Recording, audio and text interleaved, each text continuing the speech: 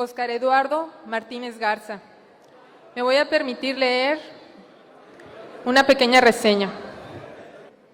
CEO and Chief Designer del Grupo Asesores en Diseño y Arquitectura SADCB. Bachelor of Architecture, egresado de la Universidad de Texas en Austin. Fundador del Departamento de Antropología e Historia de Nuevo León. Más tarde, primer representante del INAH en el noreste, donde dirigió intervenciones en el Obispado, la Catedral y el antiguo Palacio Municipal de Monterrey, hoy Museo Metropolitano, entre otros. Investigador, ensayista, conferencista y académico, con mención honorífica en investigación con el libro Encuentro con el Barrio Antiguo. Hizo los ensayos de arquitectura y urbanismo del siglo XVII y XVIII para las 2 ediciones de la Enciclopedia de Monterrey. Igualmente, realizó investigaciones y ensayos en revistas nacionales e internacionales, destacando testimonios históricos de la arquitectura de vivienda de Monterrey para Humanitas de la Universidad Autónoma de Nuevo León. Actualmente, realiza proyectos de restauración histórica, regeneración urbana, así como arquitectura contemporánea. A su vez, continúa sus investigaciones y ensayos sobre arquitectura. Algunas de sus obras principales son Centro Eugenio Garza Sada, primer lugar Bienal de Arquitectura y mención honorífica en la Bienal Internacional de Arquitectura, además del premio especial otorgado por única ocasión por su aportación a la ciudad. Restauración del Palacio de Linares. Primer lugar, Bienal de Arquitectura, Colegio de Arquitectos y Federación de Arquitectos de Nuevo León en 2012. Esta obra es Premio Nacional CEMEX 2012 en la categoría Servicios y Asistencia Pública. Restauración del Museo del Vidrio. Por única ocasión, el Grupo CEMEX otorgó en 1999 el premio Memoria CEMEX para el edificio más sobresaliente que no hubiera entrado en competencia en los últimos 10 años. Centro de Exposiciones Nave Lewis, sede del Fórum Universal de Culturas 2007, ubicado en el Parque Fundidora de Monterrey.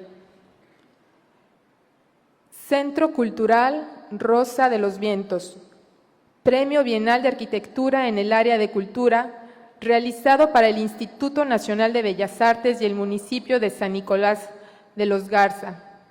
Esta obra obtuvo el premio 10 Despachos Creadores de Íconos, otorgado por la revista Obras a nivel nacional. Teatro Suárez. Asesoría en la restauración y rediseño del Teatro Suárez en Lima, Perú. Esta obra es una restauración en proceso. Proyectos de seguridad. GADA ha diseñado sistemas de edificios inteligentes que ayudan a blindar a los municipios, haciendo más eficiente la operación de seguridad pública, vialidad y tránsito. Proyectos en proceso.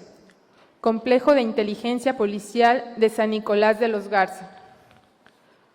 Museo Cervecería Cuauhtémoc Heineken Tour. Regeneración urbana en San Pedro Garza García, Barrio Antiguo, en Monterrey y García, Nuevo León. Proyectos de desarrollo urbano vertical y horizontal varios y estudios de rescate de centros urbanos. Demos un fuerte aplauso y la bienvenida al arquitecto Óscar Eduardo Martínez Garza, del Estado de Nuevo León.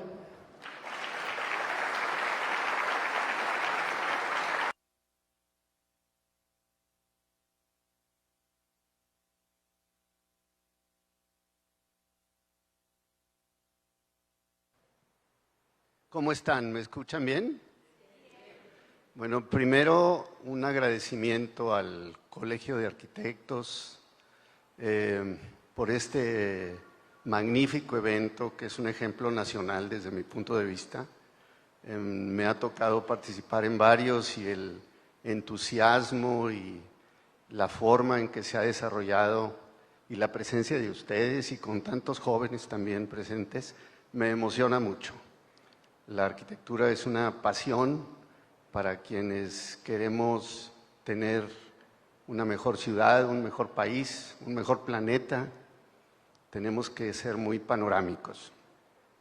También me llamó mucho la atención la estructura del Presidium, que fue muy interesante porque quiero hacer notar que estaban autoridades del Colegio de Arquitectos a nivel nacional, a nivel local, pero también iniciativa privada y también gobierno. Eso debe ser un orgullo para ustedes y para mí un honor estar aquí con ustedes. Así que les preparé ayer hasta las 2 de la mañana, no es queja, unos cambios en la presentación que tenía con un tema que quizá no sea muy común, pero que quiero comenzar porque está dividida la presentación en 3 partes.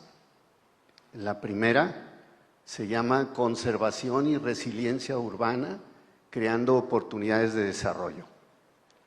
Me pregunto si alguien tiene alguna duda sobre el término de resiliencia y si después quieren hacer alguna pregunta, creo que les van a pasar por ahí algún papelito para enviármela y con mucho gusto. Entonces, comenzamos.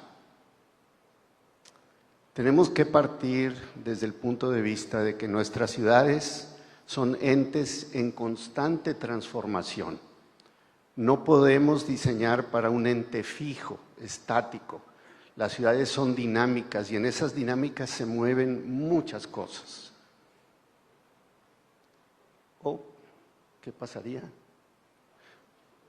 Hemos tenido muchos ejemplos negativos en el desarrollo de las ciudades, sobre todo cuando existen algunos puntos que no se resuelven en la totalidad. El abandono de los centros urbanos, cómo la migración a las ciudades se vuelve de una manera muy desordenada. Pero también los arquitectos somos capaces de ser innovadores, de crear de alguna manera una ruptura con esa inercia negativa que pueden crear estas cosas. Esta es una invitación precisamente a hacerlo de esa manera. La resiliencia. Vamos a empezar a analizar este término raro, resiliencia. Es un desafío, obviamente, porque se supone que la resiliencia se da cuando algo cae o decae en un punto en donde se deteriora, se aminora y es necesario recuperarlo. Aquí en esta zona del país. Ha habido muchos temblores, hay inundaciones, quizá falta de dinero para poder realizar muchas obras, etcétera. Todo eso amerita de alguna manera tener esa oportunidad. Cada uno de estos es una oportunidad para crear nuevos objetivos. Sin embargo, hay que tomar en cuenta que las ciudades se han confirmado como el centro y el dominio del ingenio humano. Ahí es donde se deposita todo el conocimiento, donde están nuestras universidades. Esto también puede repercutir en el campo, que de alguna manera tenemos que cuidarlo, pero desde la ciudad. La ciudad es el ente que gobierna todo nuestro presente y futuro. Son núcleos de la vida futura. Ahí está toda nuestra planeación, toda nuestra planeación. Es muy importante señalar que México es el país que más desastres naturales tiene a nivel mundial. En los últimos 20 años son más de 160 desastres naturales catastróficos que han causado pues muchos problemas. Lo que les voy a presentar son 3 ejemplos que nosotros hemos intervenido para poder, no únicamente en desastres naturales, pero en otros aspectos. La Ciudad de México fue elegida por una iniciativa global denominada 100 ciudades resilientes. Vamos a ver de qué se trata. La resiliencia es la capacidad para regresar al estado de equilibrio cuando dejen de impactar o se controlen los sucesos o fenómenos. Esto también opera desde muchas dinámicas, incluyendo la dinámica personal. Ahora, si hay una recurrencia de estos fenómenos, ya no son sucesos inesperados, son sucesos solamente sorpresivos. Y por esa razón, la Rockefeller Foundation y el ONU Habitat 3 ha incluido la resiliencia en su agenda. La agenda de las Naciones Unidas tiene este término de resiliencia como parte de sus procesos del desarrollo y conservación de las ciudades. Estos son puntos de vista que yo he analizado por muchos años. A través de las transformaciones de las ciudades, debemos ser capaces de aprender. Todos estos fenómenos y sucesos que a veces son sociales, no únicamente físicos, necesitamos aprender de ellos, aprender también a prevenir. Es importante la preparación. Igualmente, promover. Tenemos que buscar que de alguna manera exista la actuación de todos en conjunto para poder trabajar en esto. Y ser innovadores, atrevernos a ser innovadores. Ese es un punto muy importante. Veo muchos jóvenes, probablemente casi todos estudiantes de arquitectura. ¿Es verdad? Muy bien. Pues atreverse a ser innovadores es muy importante.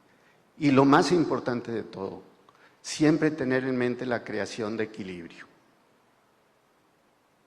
La ciudad es un todo que interactúa. Imagínense una gran célula en donde todos los componentes interactúan. Hay componentes básicos, fijos, como son las partes físicas de la ciudad, los edificios, las calles, las banquetas, los parques, pero también componentes dinámicos, los seres humanos, la fauna, la flora, etc. Todos interactuamos en la ciudad. Estos son 10 factores de la Rockefeller Foundation, donde proponen en su agenda personal trabajar en estos aspectos de resiliencia. De alguna manera, algunos me llaman a mí mucho la atención. Lo del presupuesto y todo esto es obvio, pero también los sistemas de transporte, el biomimetismo, no sé si sepan o conozcan este tema, es copiar a la naturaleza, no ir en contra de la naturaleza. Vemos edificios en cañadas, vemos que avenidas y calles sustituyen bajantes de agua, etcétera. y en vez de copiar, la naturaleza es muy sabia, nos puede dar una gran información para las soluciones. Por otro lado, la buena noticia es que México ya tiene un acuerdo para la creación de ciudades resilientes, que también puede permitir una guía de diseño de aproximación a la solución de proyectos. Algunos de los puntos más importantes están contenidos ahí. Las ciudades resilientes deben contar con recursos. La importancia de estos acuerdos internacionales es que se accede a recursos internacionales. Eso es muy importante para situaciones. Chiapas es muy rico en cultura, en arquitectura, en pueblos mágicos, en herencia, no solo para Chiapas, sino para todo México, que debe ser un orgullo para ustedes, pero también lo es para todo el país. Y es importante aprender a trabajar con eso. Los objetivos: fortalecer la red de ciudades resilientes. A mí me llamó mucho la atención ver que México tiene más desastres naturales que Japón o Taiwán o algunas de esas. Y es increíble, pero así es. El intercambio de experiencia, no sé si ustedes recuerdan aquellos personajes de México en los terremotos que se fueron a Asia a ayudar para poder salvar gentes. Fortalecer capacidades técnicas y generar metodologías. Los retos.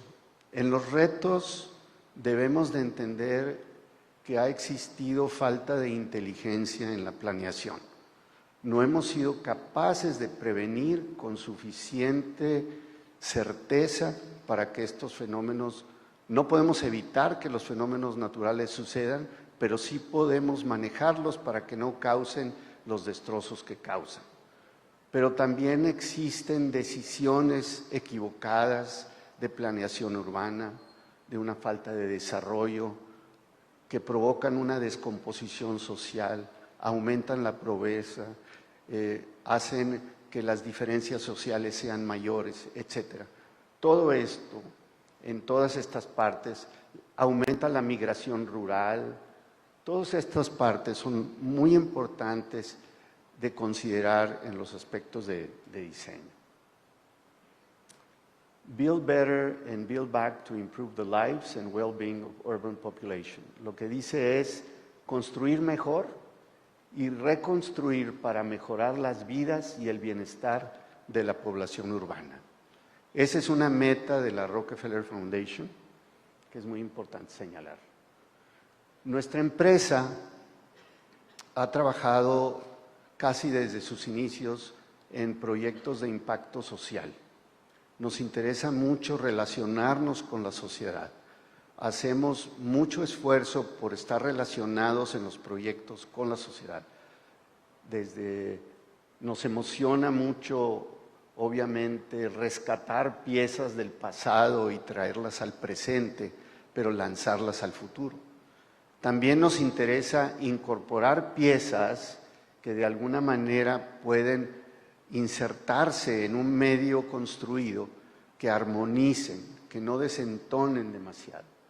Y la culturización, la educación. Los arquitectos tenemos un reto muy grande porque estamos siendo exigidos por la sociedad y por el mismo medio ambiente a estar mejor preparados. Mucho más que antes. Debemos casi ser ambientalistas, sociólogos, antropólogos, arqueólogos, o unirnos con gente que pueda manejar todo eso para poder resolver los problemas actuales. Esta es una ruta de dinámicas que tenemos nosotros en el despacho, que la hemos utilizado con bastante éxito.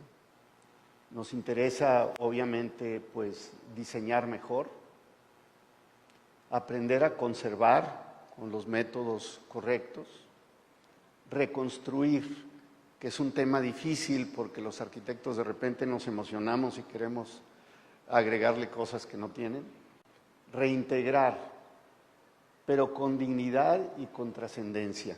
Si todos estos puntos se cumplen, seguramente las obras no solo van a ser premiadas, van a ser un éxito social y cultural.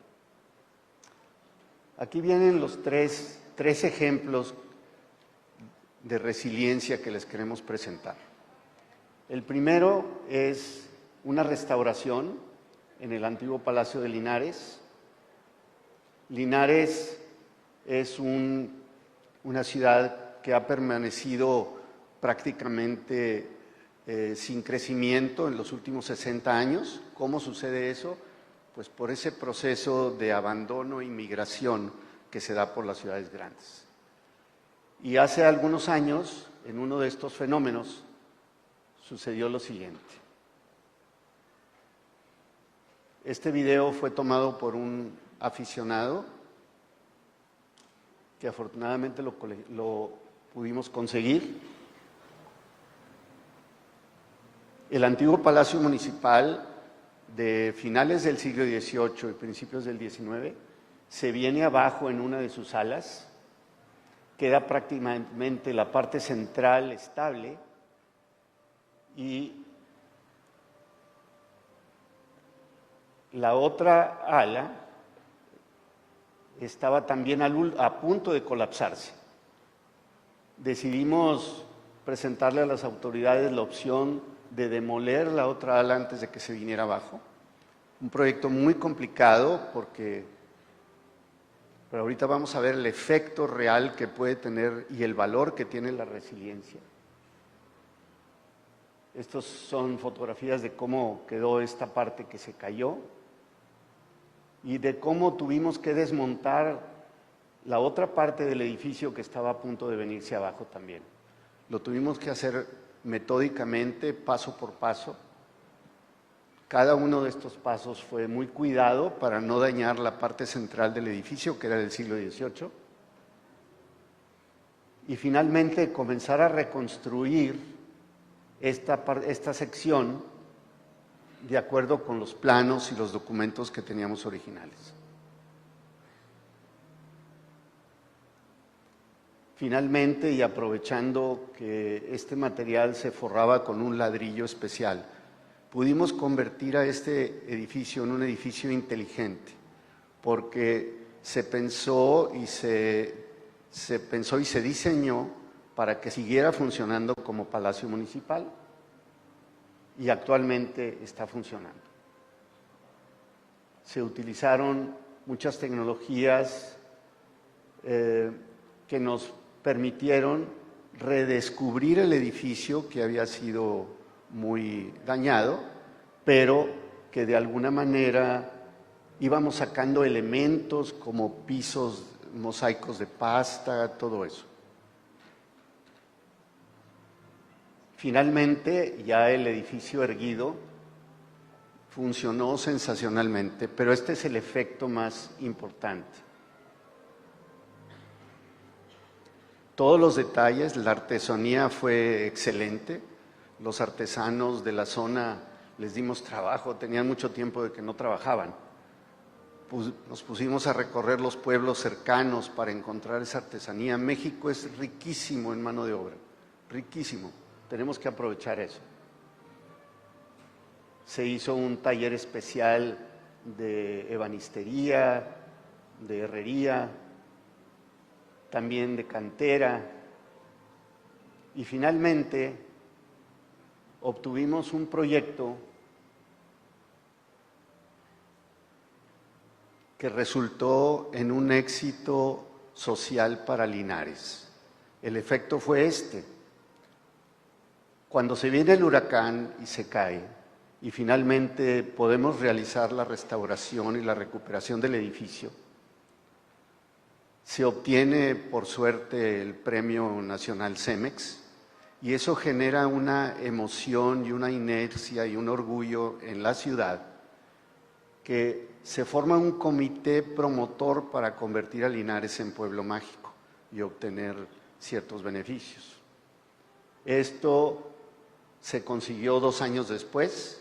En este momento ya Linares tiene centros universitarios, está en un plan de crecimiento bastante interesante, hay un parque industrial, están utilizando energía eólica y ya se recuperaron aproximadamente 20 manzanas del centro histórico de Linares. Esa es la ruta a la resiliencia que a nosotros nos interesa compartir. Es cuando Linares, el día de hoy, ya es una ciudad emergente, una ciudad que está en proceso de crecimiento. Que eso es algo que nos hemos preguntado mucho, ¿por qué no se hacen nuevos asentamientos o no crecen nuestras ciudades? Porque la atracción de las áreas metropolitanas es tan grande y genera tantos problemas a las ciudades de este tamaño que quedan sin crecimiento por años. Estamos hablando de que Linares permaneció casi 50 años con 60,000 habitantes. Es imposible de creer, pero bueno. Finalmente, la resiliencia impacta en la apreciación de la ciudad y el desarrollo. Este es el primer ejemplo. El segundo ejemplo, que le llamamos nosotros conversión, es el Centro Eugenio Garzazada. Es otro tipo de resiliencia, pero que es parte de México, la resiliencia social, que impacta en la arquitectura.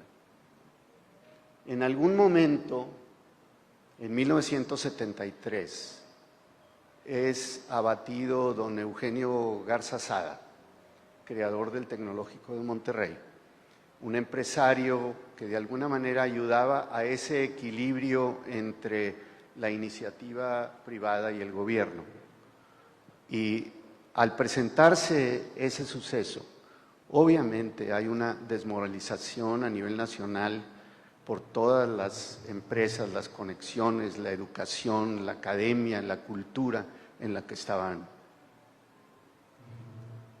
Estas son algunas frases hechas por uno de sus colaboradores más importantes, en donde se ve el abatimiento de la sociedad en aquel momento. Después de ese suceso, la casa permaneció deshabitada por 28 años. Finalmente la familia nos llama para intentar hacer una recuperación del inmueble y nos encontramos con una historia bastante interesante. La casa fue la primera que abrió una zona cercana al Obispado de Monterrey. Prácticamente inició la urbanización de la ciudad ahí. La casa no estaba en buen estado, estructuralmente tenía algunos problemas, pero también conservaba ciertos aspectos muy interesantes. Nos encontramos los planos originales de la casa.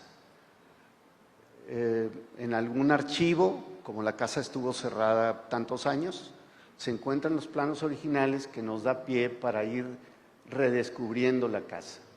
Este es un ejemplo que hicimos para reconstruir la casa de manera digital, la casa original, la casa de 1920-21. Nos llamó mucho la atención este proyecto porque esa arquitectura del siglo XX, que como ustedes pueden saber, no es una arquitectura que está legalmente protegida por definición. Es una arquitectura a la que hay que invitar al Instituto Nacional de Bellas Artes que la clasifique para poder hacer que sea registrada. Finalmente, aquí está la casa original y el crecimiento que se dio posteriormente. Aquí ideamos un sistema para convertir la casa en un edificio inteligente. Precisamente en estos muros utilizamos muros dobles para poder conducir todas las instalaciones y permitir que los espacios originales conservaran su arquitectura.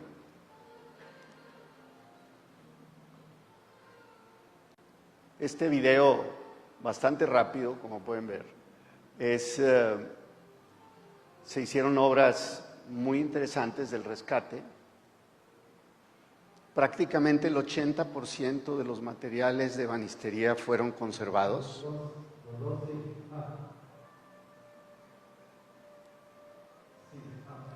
Unos hallazgos muy interesantes.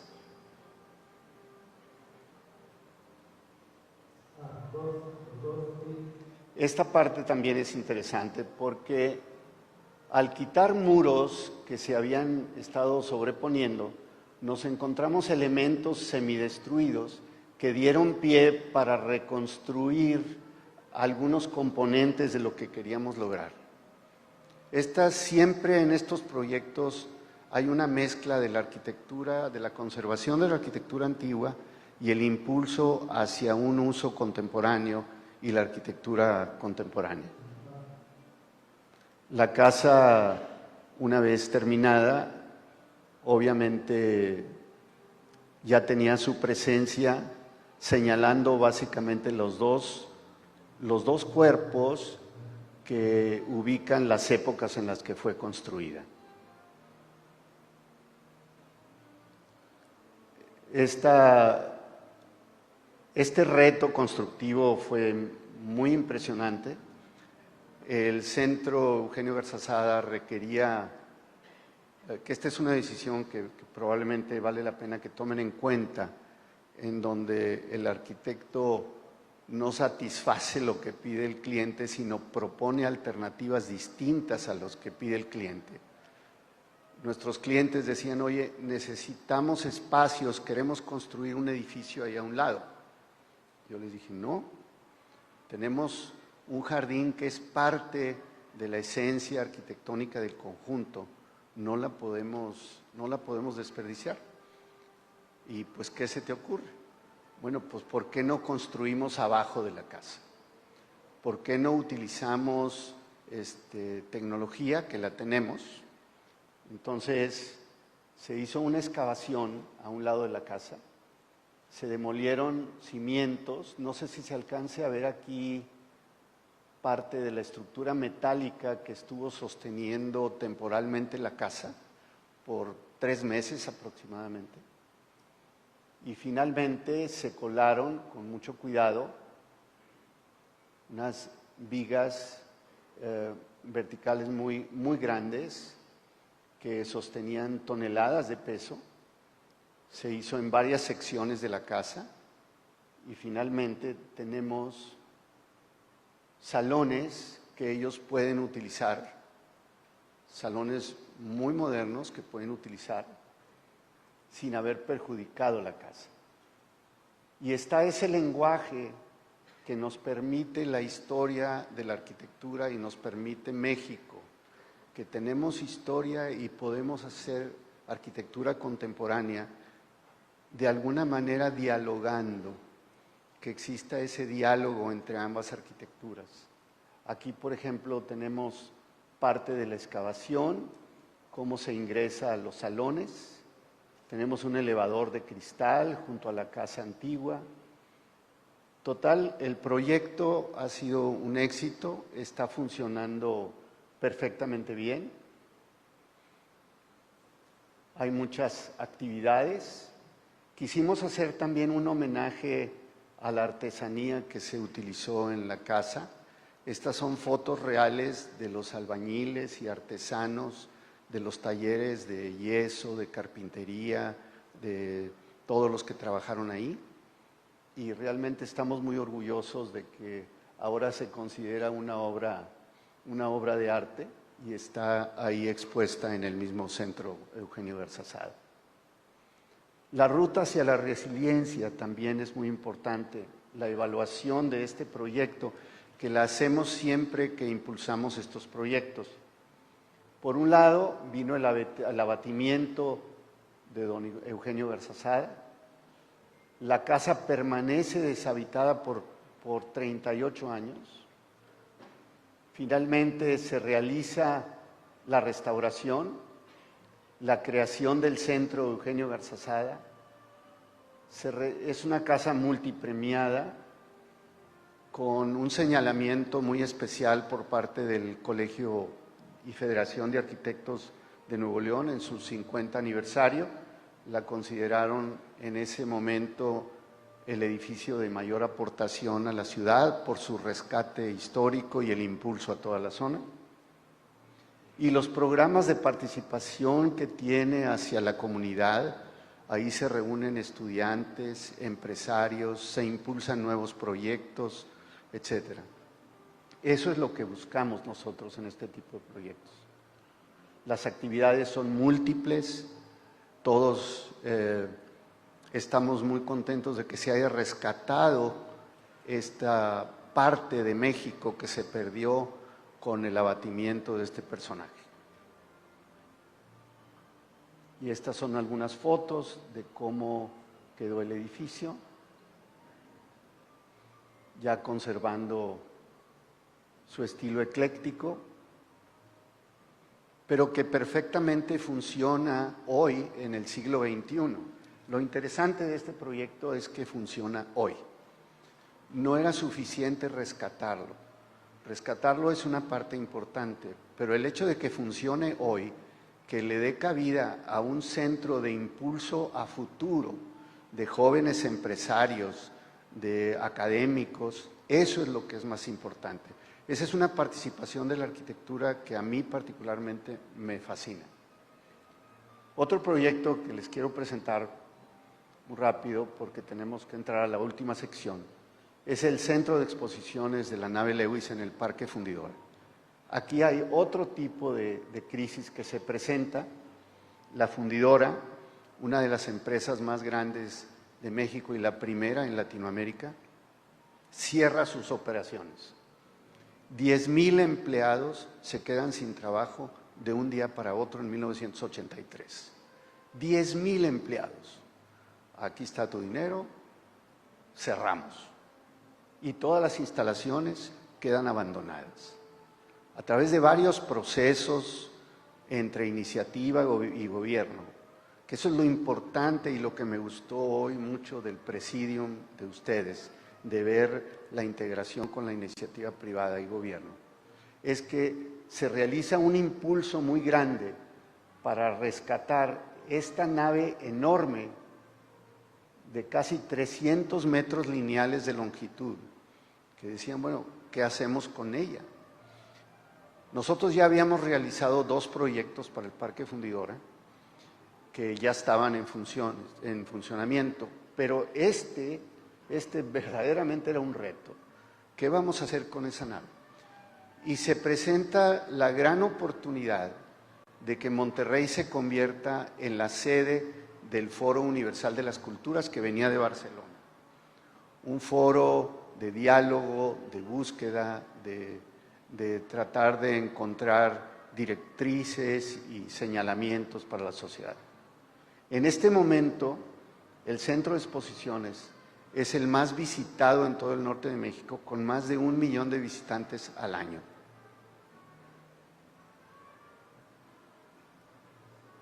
Nosotros realizamos el proyecto integrando nuevamente y buscando impulsar esta estructura hacia el futuro, pero es una estructura enorme.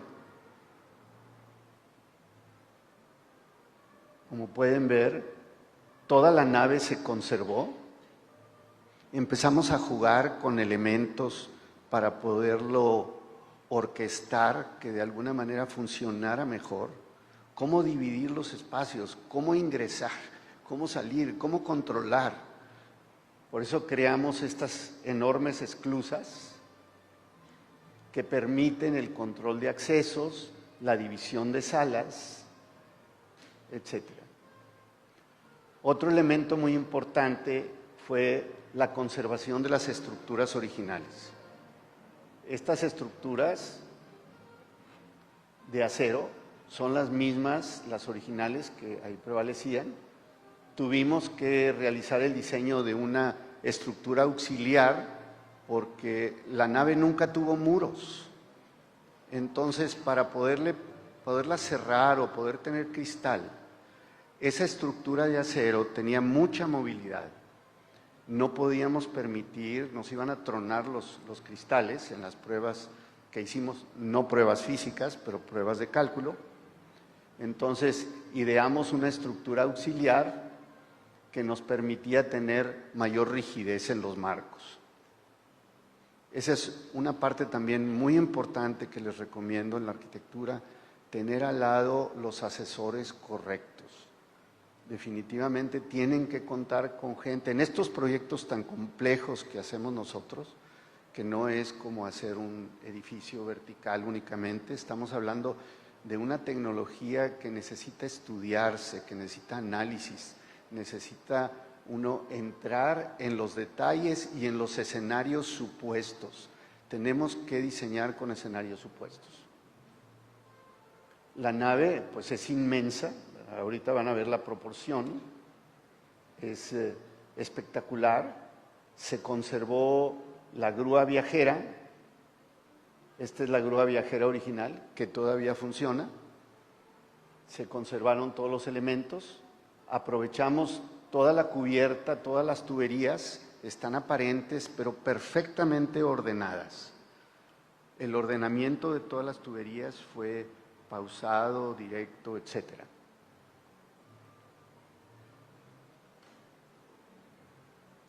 ¿Hoy? ¿Qué pasaría?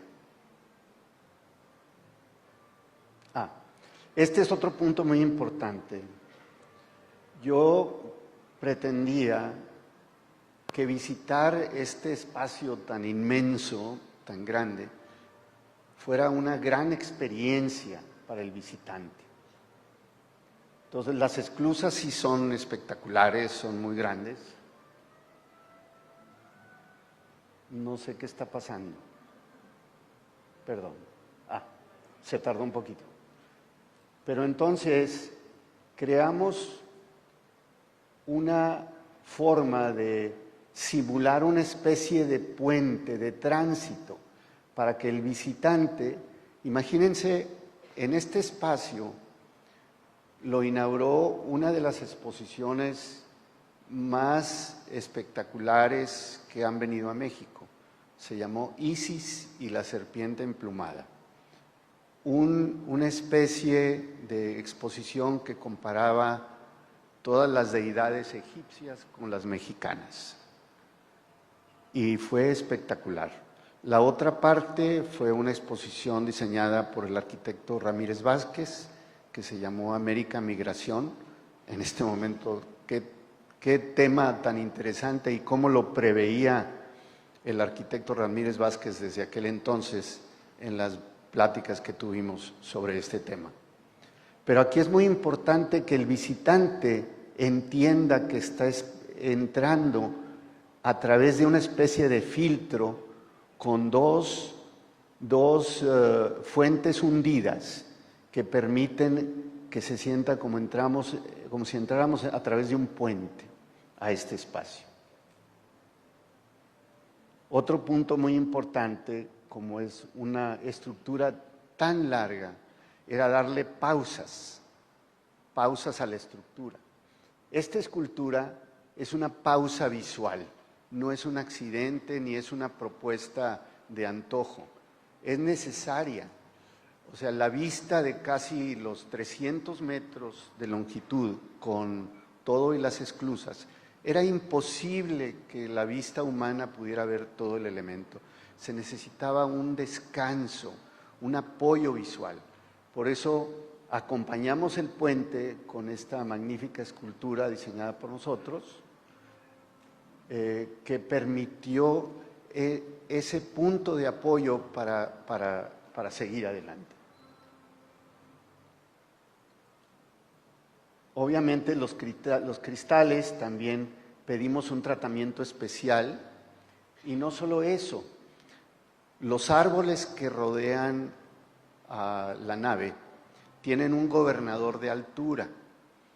Ustedes han visto el sistema bonsai, como el bonsai no permite que crezcan más allá de cierta altura estos árboles. Esto lo hicimos pero a una mayor escala. Nosotros queríamos que los árboles no se pasaran de cierta altura para que nos protegieran de la luz solar durante el día. Entonces, todos tienen gobernador, todos tienen esas piletas y su altura está gobernada por esas mismas piletas y efectivamente funciona perfectamente bien, nos dan una gran ayuda a poder manejar la luz solar. Se conservaron chimeneas, etcétera. Es un proyecto muy grande. Se invirtieron 36 millones de dólares en el proyecto, que es un proyecto muy grande. Pero el éxito que ha tenido, que ahora lo vamos a ver en la ruta a la resiliencia, sin embargo, comento algo en este momento, el agua. El proceso del acero siempre va ligado con el agua. El agua es parte de la simbiosis con el procesamiento del acero, sobre todo en estos métodos que eran los métodos del siglo XIX proyectados al XX. En este momento, con el acero esponja, hay otros métodos más eficientes, pero en aquel momento el agua era un elemento presencial en todo el proceso. Entonces, toda la nave está rodeada de argumentos de agua.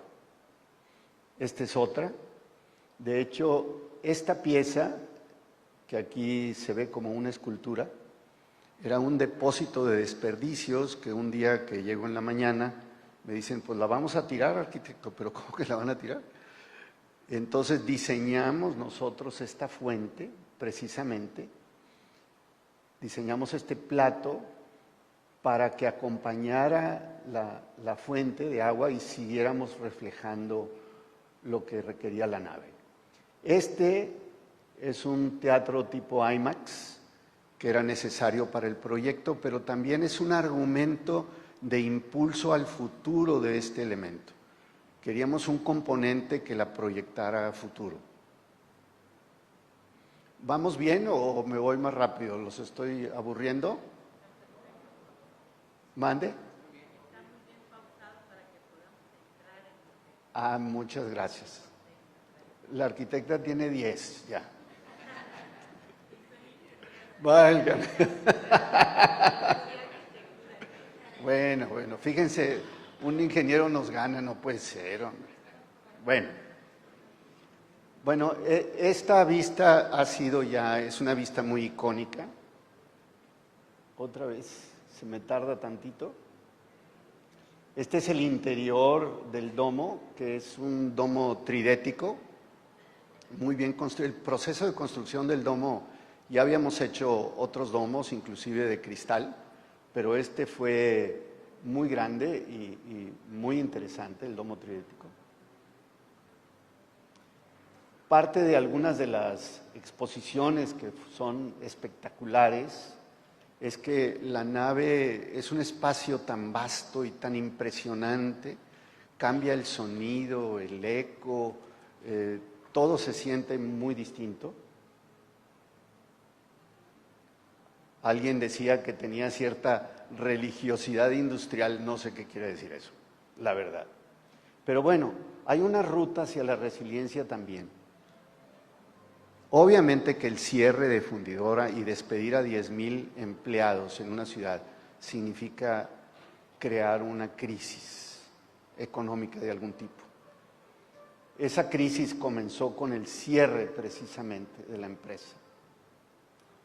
El reciclaje de la estructura que nosotros diseñamos y dirigimos, que se llevó a cabo para el Foro Universal de las Culturas, que se dio en el 2007, fue la gran noticia, porque hizo que el parque tomara una vida y un impulso sensacional.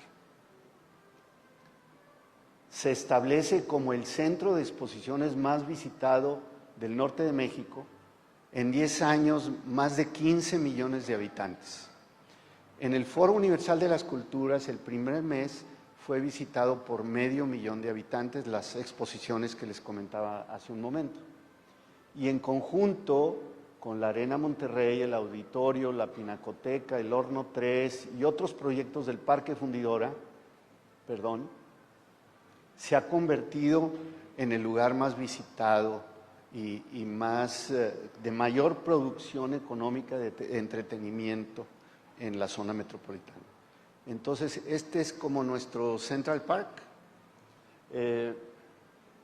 Los edificios están muy bien. Aquí se puede ver la altura de los árboles que les comento, que están gobernados en su altura para que en esta zona nos permitan mayor sombra sobre el espacio. Y todo, miren, esta foto es muy elocuente. La cantidad, el tamaño del espacio, pueden advertirlo ustedes aquí, que es inmenso, es impresionante.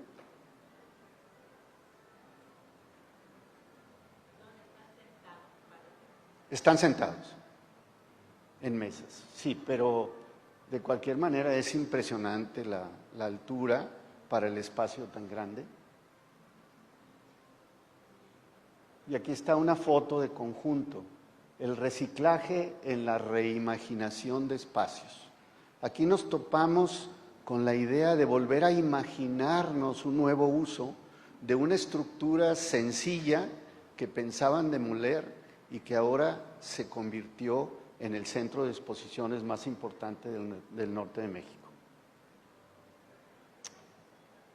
Un último proyecto que les quiero comentar antes de entrar a una parte de un mensaje, que les quiero dejar un mensaje por ahí, si me permiten, es el aspecto de culturización que a nosotros nos interesa mucho y nos preocupa porque vemos, y voy a ser directamente crítico, que arquitectos toman decisiones sin haber realmente investigado las bases para poder tomar esas decisiones. No son decisiones tan panorámicas. Este es un proyecto muy interesante que hicimos para el Instituto Nacional de Bellas Artes y está en Nuevo León. Este es un centro de iniciación artística para jóvenes y niños. Bellas Artes creó un programa muy bello que se llama México Cultura para la Armonía. En ese programa, este centro de orientación artística para jóvenes y niños tiene la finalidad no solo de dar oportunidad a la creatividad de los jóvenes y niños, pero también de hacer menores las diferencias sociales. Ahí van niños con familias más pudientes, con familias con mayores necesidades, y todos convergen de manera muy interesante aquí. Es un centro muy completo, tiene un gran atrio central, de la caja negra, que es un espacio experimental, se abre hacia afuera y se convierte en un foro al aire libre. Todos los elementos, también por razones económicas, son muy sencillos. Los mismos materiales de construcción prácticamente son los materiales de acabados. No hay acabados lujosos, es cemento pulido, los casetones, las iluminaciones. También utilizamos materiales de la zona donde está construido el edificio, que era una zona fabril del área metropolitana de Monterrey, donde estuvieron las primeras fábricas. Y la verdad, son 9,450 metros cuadrados de espacios con 4 escuelas. La Escuela de Artes Visuales, la de Música, la de Teatro y la de Danza. Y están que revientan por la gran cantidad de jóvenes y niños. Otra cosa que ha pasado y por qué lo utilizo como un edificio, como un proyecto resiliente, porque los niños han provocado que los padres se involucren. Como esto es parte de una educación no formal, o sea, no es la escuela, los niños van a la escuela y en las tardes van aquí. Lo que ha hecho es que ahora los padres utilizan las mañanas, sobre todo las mamás y los padres, o las noches, para estar trabajando y ha provocado un fenómeno muy interesante de mejoramiento social, que eso para mí es también parte de la resiliencia que tenemos nosotros que asumir como responsabilidad. Y perdón si yo veo al arquitecto como alguien muy importante en la sociedad, pero así lo veo y no me interesa verlo de ninguna otra manera. La participación nuestra puede ser, siempre y cuando estemos preparados, puede ser determinante para los rumbos sociales.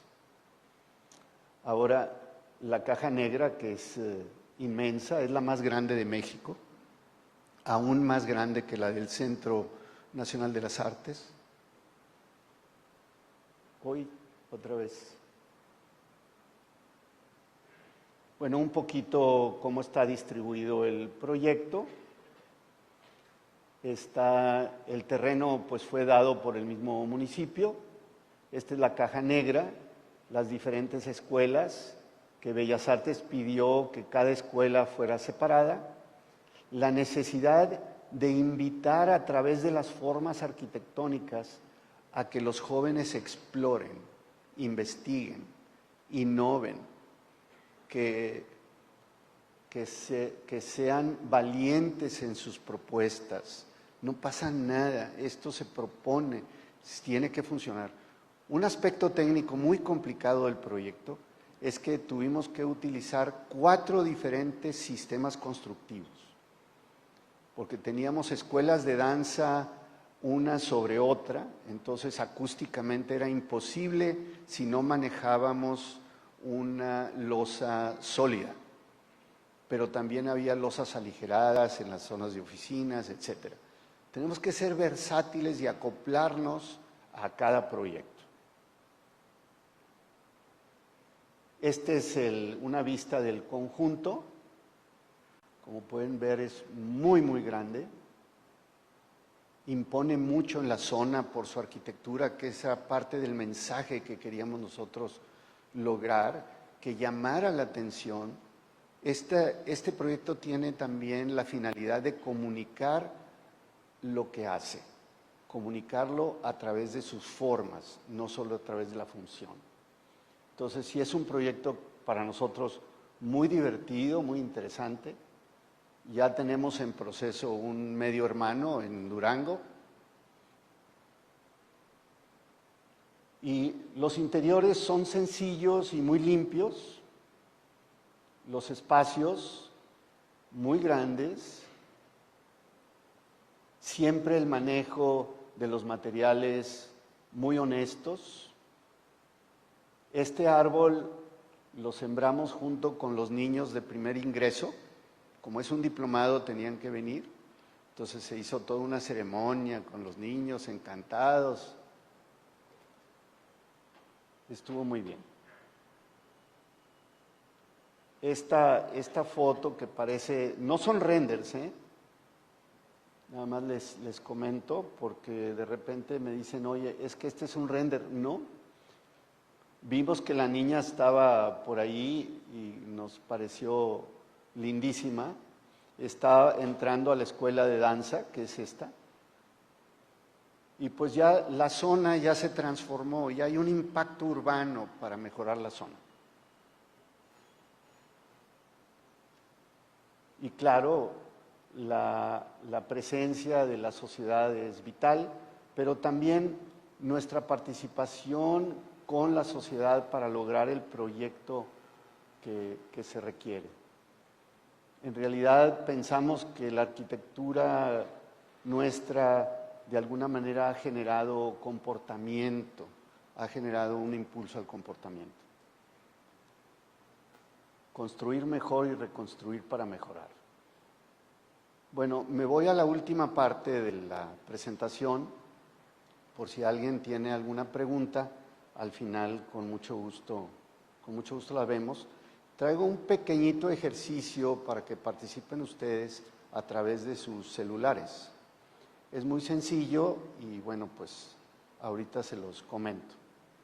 El diseño deberá considerar ser la salvaguarda de la cultura y sus habitantes, a través de una arquitectura y urbanismo conscientes que permitan devolver a la ciudad su equilibrio y armonía con el medio ambiente.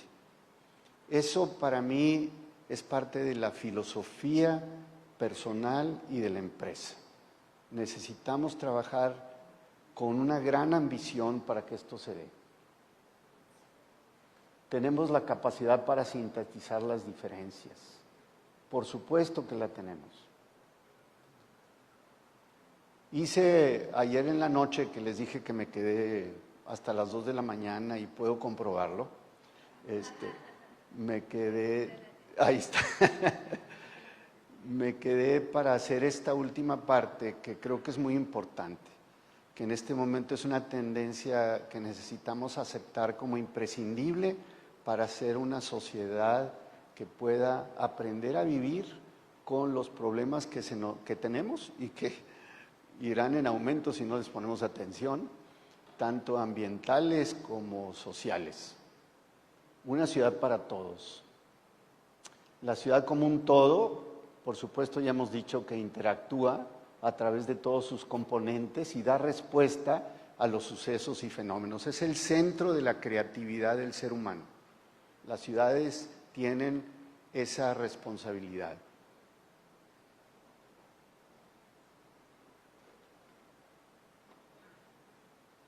Hay un punto que a mí me conmueve mucho, que es el saber el porcentaje de personas vulnerables que hay en México, que es enorme. Se considera que el 80% de la población mexicana tiene cierto grado de vulnerabilidad. Niños, gente de la tercera edad, gente que no tiene escolaridad, gente que no tiene dinero, las mujeres, gente que es víctima de abusos, incluso de gobiernos. O sea, tenemos un porcentaje altísimo de vulnerabilidad. En México, el 80%. Ahora, esta frase de Sandra Gallego Salvá nos dice mucho lo que estamos heredando del siglo XX, del urbanismo salvaje a la ciudad sostenible. Todo el mundo sabemos hacia dónde tenemos que dirigirnos.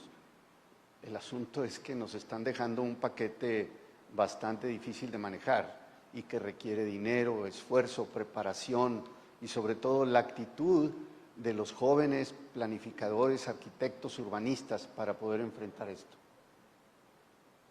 Las reflexiones y premisas, eficiencia, movilidad, la inclusión, la reinvención del tejido urbano. Tenemos en muchas ciudades el mismo tejido urbano heredado de los españoles y verdaderamente en este momento es muy ineficiente. ¿Para qué queremos tantas manzanas? ¿Por qué tiene que hacerse así? La mayoría de las manzanas son estacionamientos de las calles y las calles le cuestan y el abandono está tremendo. Prevenir un aire limpio, crear un medio saludable, combatir la pobreza energética, anticipar las catástrofes, eso es algo que no hemos sabido hacer en México todavía. Favorecer la accesibilidad, fomentar la movilidad sostenible, que eso también es muy importante. Integrar la ciudad en el entorno. No podemos lanzar un diseño como si estuviera en Marte o la Luna o donde sea. Hay un entorno urbano. Tiene que, de alguna manera, tener un diálogo con ese entorno o rechazo, si es que se intenta cambiar, pero algo tiene que haber de inteligencia metida en eso. La eficiencia de los recursos naturales,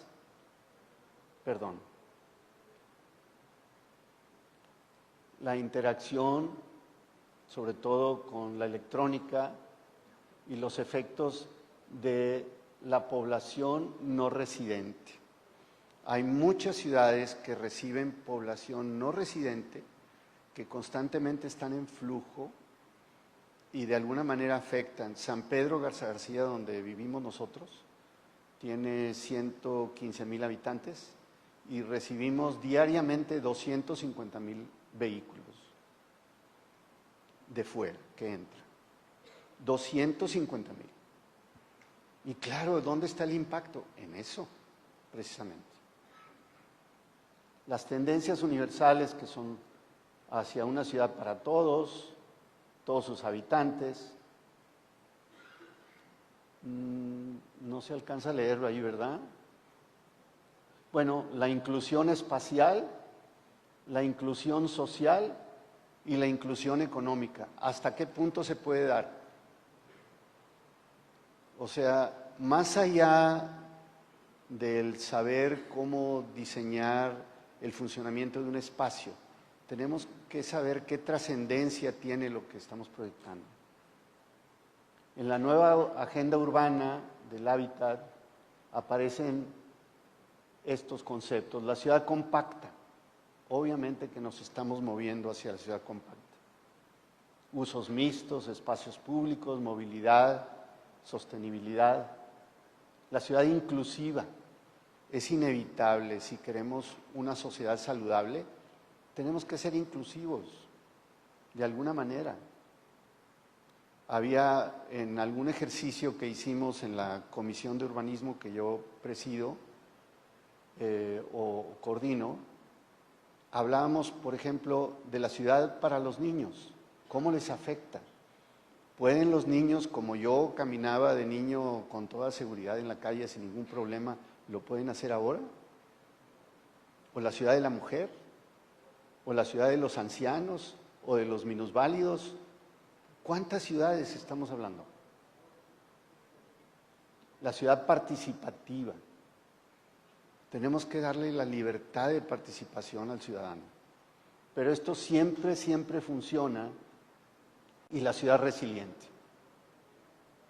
Eso es inevitable. Cada vez suceden más situaciones sociales, económicas, crisis de todo tipo.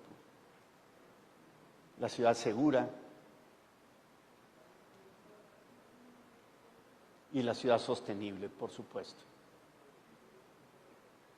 Entonces, para terminar, necesitamos ciudades que permitan una cohesión social y un equilibrio con el medio ambiente, propiciando calidad de vida para todos. La resiliencia es simplemente uno de los muchos procesos por los que nuestras ciudades y los componentes arquitectónicos de las ciudades van a tenerse que ver envueltos. Ahora, hace 2 años en el terremoto, ¿alguien tiene la cifra de edificios que se vieron perjudicados en Chiapas? Fueron más de 1,000. Fueron más de 1,000 edificios. ¿Y cuántos se han intervenido para recuperarse? Se han intervenido para recuperarse. Menos del 10. Resiliencia o disrupción. Esas son las tendencias. ¿Cómo podemos transformar la ciudad para hacerla mejor? O somos resilientes o somos disruptivos. Por 3 factores. No alcanzo a leer. El político normativo que pretende ordenar los esfuerzos, el socioeconómico y el cultural. La ruta transversal es utilizar de alguna manera mecanismos que nos puedan ayudar a decidir si nuestro camino es resiliente, recuperando centros urbanos, rehaciendo, reordenando, estimulando económicamente, o ser disruptivos. ¿Alguien conoce Monterrey? ¿No? ¿Monterrey? Bueno, hay un proyecto ahí que no fue tan exitoso, pero es un proyecto que yo utilizo como ejemplo disruptivo, la Gran Plaza de Monterrey, donde se unen. Se demolió una parte del centro. Ese es un proyecto disruptivo. Sin embargo, la disrupción no puede quedarse únicamente en hacer el ejercicio o imponer una disrupción. Tiene que llevarlo hacia un camino mejor. El mejor ejemplo cultural de disrupción es el celular. El celular nos cambió a todos. Toda nuestra vida cambió. Es el mejor ejemplo mundial de disrupción que hay. Ya con el celular tenemos otra vida, manejamos los negocios diferentes, manejamos las compras diferentes, la comunicación diferente. Todo cambió, pero hay un propósito y un objetivo que funciona muy bien. ¿Hacia dónde dirigir nuestros esfuerzos? Muy importante el rescate de centros urbanos. El 90% de las ciudades latinoamericanas, no solo de México, los centros urbanos están semiabandonados. Claro, la gente quiere cosas más contemporáneas, quiere la tecnología, pero ¿qué hacemos? Tenemos que tomar decisiones sobre eso. El aumento gradual de la densidad de población. Es inevitable la migración, es completamente inevitable.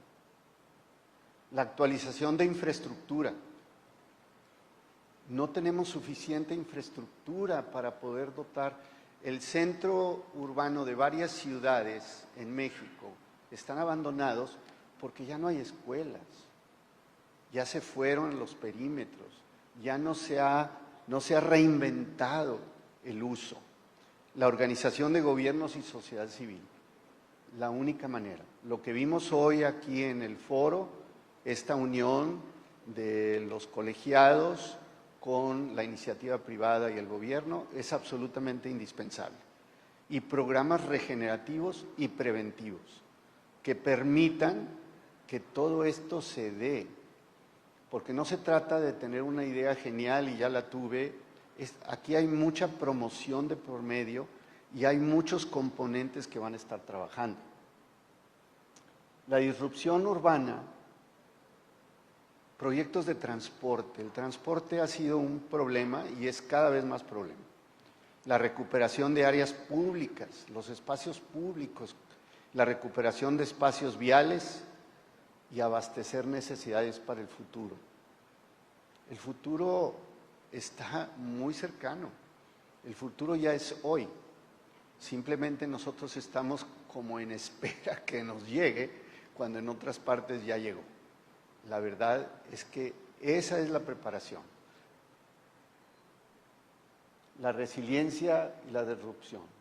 Los gobiernos, la sociedad, la iniciativa privada tienen que generar una mejor calidad de vida, porque esa es la orientación final de la ciudad y de la arquitectura. Centros urbanos abandonados es un ejemplo muy típico. A mí me llama mucho la atención cómo los gobiernos municipales no se dan cuenta que todos los días pierden dinero con los centros urbanos abandonados. Nadie paga prediales, ellos siguen levantando la basura, siguen pagando la luz, siguen pagando al policía, siguen atendiendo protección civil, siguen dando los servicios ciudadanos básicos indispensables. Pero, ¿quién lo paga? No hay quien lo pague. La densidad mínima en esas ciudades ni siquiera está cumplida.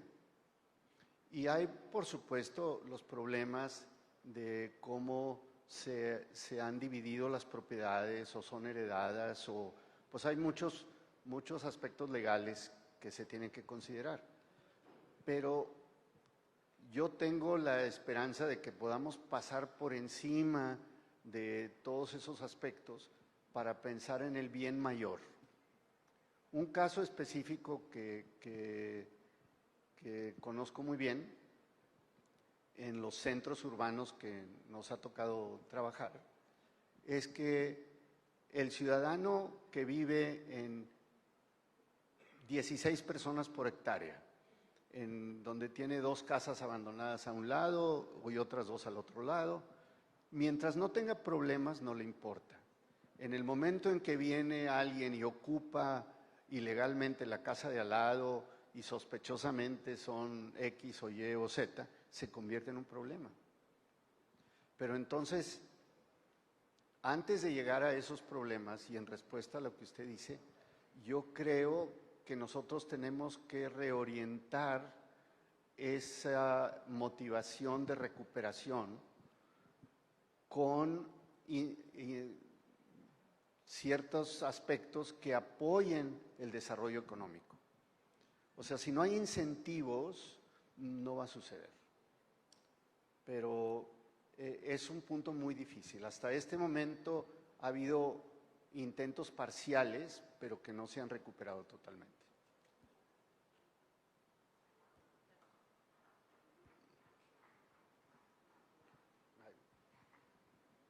por favor.